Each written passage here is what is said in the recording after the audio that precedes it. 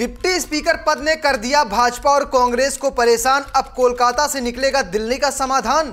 अवधेश प्रसाद के नाम पर कई पार्टी हैरान। फैजाबाद की हार से भाजपा संसद में भी परेशान। डिप्टी स्पीकर का कैसे होता है चुनाव? विपक्ष चाहता है ओम बिरला जितनी पावर। 18वीं लोकसभा का गठन हो चुका है। मंत्री से लेकर संतरी तक सबका चयन हो चुका है, लेकिन एक पद अभी ऐसा है जिसका चुनाव होना बाकी है, वो है डिप्टी स्पीकर का। विपक्ष लगातार इसकी मांग कर रहा है और भाजपा इसे देने में नानुकुर कर रही है। लेकिन इसी बीच ममता बनर्जी ने डिप्टी स्पीकर पद को लेकर राजनाथ सिंह से बात की है और अवधेश प्रसाद का नाम आगे बढ़ा दिया है। जैसे ही ये खबर बाहर आई, इसने भाजपा और कांग्रेस दोनों को परेशान कर दिया है, क्योंकि भाजपा पहले ही फैजाबाद सीट हारने के बाद से इस सीट को लेकर परेशान है। वहीं कांग्रेस की नज़र इस पद पर थी, लेकिन अब ममता बनर्जी ने गैर कांग्रेसी का नाम प्रस्तावित करके पूरी तरह से खेल ही पलट दिया है। तो चलिए आपको बताता हूं कि कैसे होता है डिप्टी स्पीकर पद का चुनाव, लोकसभा में कितनी पावर रखता है डिप्टी स्पीकर। तो चलिए बात करते हैं चुनाव की प्रक्रिया को लेकर। संविधान के अनुसार नई सरकार को जल्द से जल्द स्पीकर और डिप्टी स्पीकर का चयन कर लेना चाहिए। हालांकि इसके लिए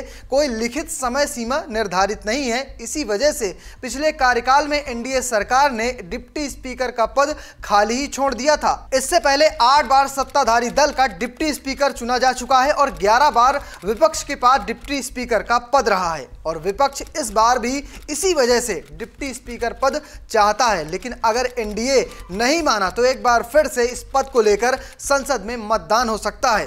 अब आपके मन में सवाल होगा कि विपक्ष को डिप्टी स्पीकर का पद चाहिए क्यों?